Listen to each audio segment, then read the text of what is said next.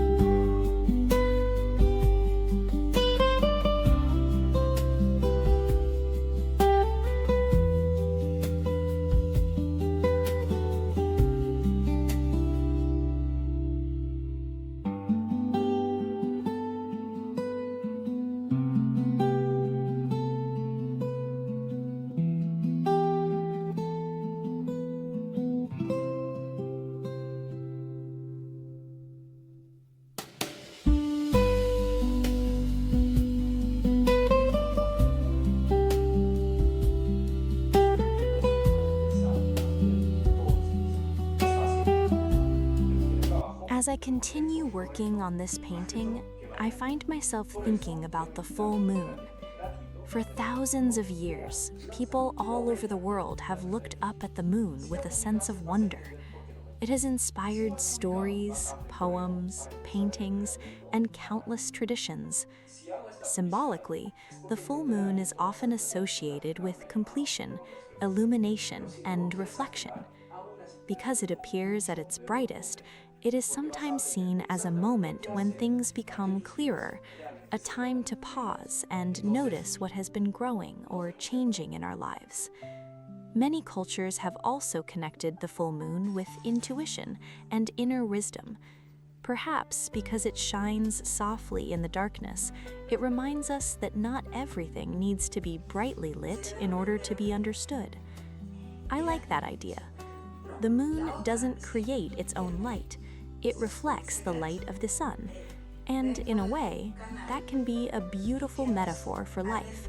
Sometimes we grow not only through what we create ourselves, but also through what we receive, learn, and reflect back into the world. There is also something comforting about the moon's rhythm. No matter where we are, it continues its cycle, growing, becoming full, and then gradually fading again. It reminds us that change is natural, that everything moves in seasons and cycles. And perhaps that's one reason why so many people feel drawn to the full moon.